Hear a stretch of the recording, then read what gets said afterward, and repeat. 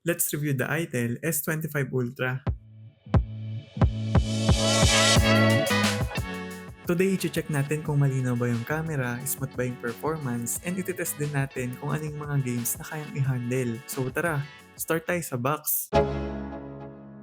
Siyempre phone model, storage and memory, plus may sticker dito na support Android OS updates, and sabi sa website nila, upgradable yung OS nito to Android 15. Ina-highlight din nila dito yung 3D curved super bright AMOLED display, and of course, Corning Gorilla Glass 7i. Sa sides makikita mo dito na may 100 days screen service siya, and 12 months of warranty. Sa likod nandito yung specs na pag-uusapan natin ngayon, and inside the box syempre yung phone, case, warranty card, SIM ejector, Type-C cable, and power cable. About sa design, maganda yung magka-curve display niya with fan shoulder design. Comfortable din siya hawakan kahit na manipis, and pag chinek mo yung sides niya, ito yung makikita mo.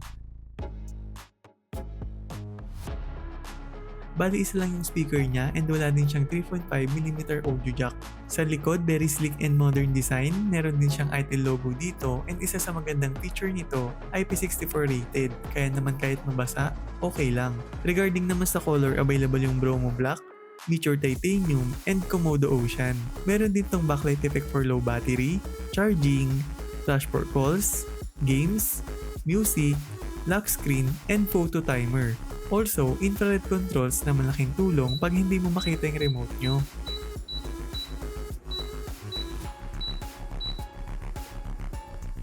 As I mentioned earlier, 3D curve AMOLED yung display nito, and take note, Corning Gorilla Glass 7 ay yung screen. Kaya naman kahit malaglag or accidentally ma-scratch mo yung screen ng phone, no problem.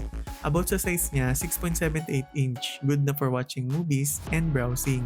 Full HD Plus yung resolution and 94% screen to body ratio. In terms of color na pinaprovide niya, decent na din. Also, up to 120Hz yung supported refresh rate and 1400 nits yung peak brightness. Okay din yung feature nitong smart anti-miss touch and wet touch display. Plus meron siyang always on display to show time, date, calls, and important messages. Lastly, nasa display na yung fingerprint scanner.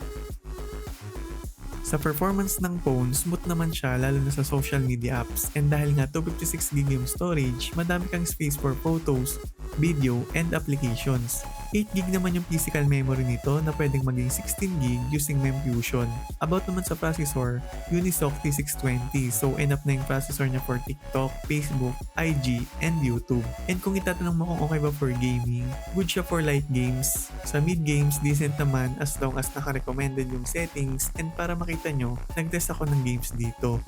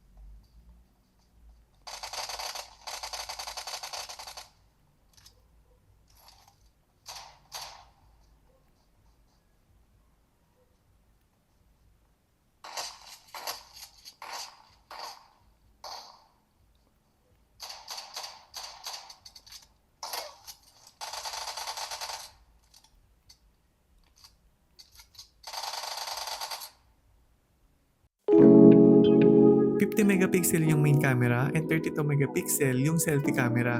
Sa video, 2K yung max resolution and ito yung sample ng mga shots. In terms of quality, malinaw yung photos lalo na kapag natural light and kahit madilim, detailed pa din.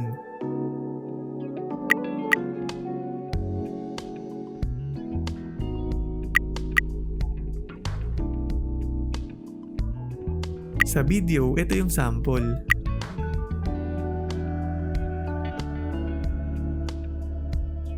Available din dito yung time-lapse, short video, pro, panorama, ultra HD, documents, super macro, dual video, and AR shots. Android version 14 yung OS together with Itel version 14.5, so may option ka to customize your own themes or mag-download online. May AI wallpaper generator din, allowing you to create unique backgrounds and of course static and online wallpaper. Additionally, pwede din i-personalize yung lock screen, desktop settings, and colors to match your own style. Sa special functions, available dito yung dynamic bar, mem fusion, smart panel, game mode, smart hub, dual app, and kids mode. About naman sa actions and gestures, ito yung available.